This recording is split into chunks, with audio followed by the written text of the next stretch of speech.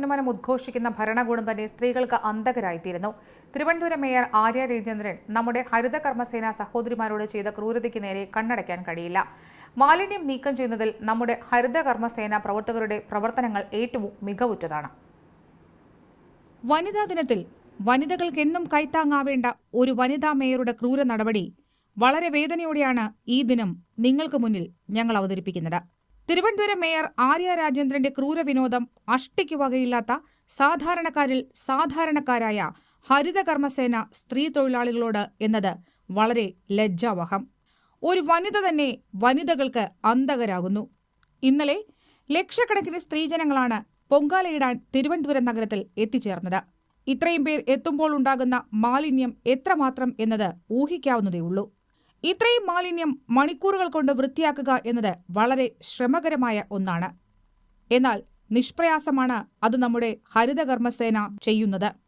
എന്നാൽ അതിന് പ്രതിഫലം കൊടുക്കില്ല എന്ന് പറയുന്നതിൽ പരം ക്രൂരമായ നടപടി വേറെയില്ല. ഇത്രയും ജോലി ചെയ്യുന്നവരോട് ഇത് സേവനമാണ് എന്നും കൂലി തരില്ല എന്നും പറയുന്നത് പോലെ നിഷ്ഠൂരമായ പ്രവൃത്തി മേയറുടെ ഭാഗത്തു നിന്നും ഉണ്ടാവാൻ പാടില്ലാത്ത ഒന്ന് തന്നെയാണ്. നഗരം വൃത്തിയാക്കുക എന്നത് കോർപ്പറേഷന്റെ ഉത്തരവാദിത്വമാണ്. പൊങ്കാല കഴിയുമ്പോൾ ഇവിടെ പൂങ്കാവനമാക്കുമെന്നാണ് പൊങ്കാലയ്ക്ക് 2 ദിവസം മുന്നേ ഡെപ്യൂട്ടി മേയർ യോഗനാഥം ന്യൂസിനോട് പറഞ്ഞത്. ലോകത്ത് മാതൃകയാണ് തിരുവനന്തപുരം നഗരസഭ. അവരുടെ കണക്കനുസരിച്ച് 25 ലക്ഷം പേര് ഈ നഗരസഭയുടെ അതിർത്തിയായിട്ടുള്ള ശ്രീകോവിലായിട്ടുള്ള ശ്രീ ആറ്റുകാൽ ദേവി ക്ഷേത്രത്തിൽ വന്നു പോകണമെങ്കിൽ ഒരാൾ വന്നാൽ 6 കല്ലുകളുണ്ടാവും. 6 കല്ലുകളുണ്ടെങ്കിൽ 25 ലക്ഷം പേര് വരുമ്പോൾ കോടാനുകോടി കല്ലുകൾ മാത്രമുണ്ടാകും. അതിൻ്റെ വേസ്റ്റുകളെല്ലാം മണിക്കൂറുകൾക്കുള്ളിൽ തന്നെ, അതായത് നേരം വെളുക്കുമ്പോൾ ഇങ്ങനൊരു സംഭവം ഇവിടെ ഉണ്ടായോ എന്ന് ചോദിച്ചാൽ ഒരു കാരണവശാലും അങ്ങനെ അത്ര വൃത്തി ആയി സൂക്ഷിക്കുന്ന ഒരു നഗരസഭയാണ് നമ്മളെല്ലാ തയ്യാറെടുപ്പും എടുത്തു കഴിഞ്ഞു. ഇനി എത്ര ജനം വന്നാലും ശരി അതിനുള്ള എല്ലാ ഭൗതിക സാഹചര്യങ്ങളും നമ്മൾ ഒരുക്കിയിട്ടുണ്ട്. എന്നാൽ ഇന്ന് തിരുവനന്തപുരം നഗരത്തിന്റെ അവസ്ഥ കാണൂ.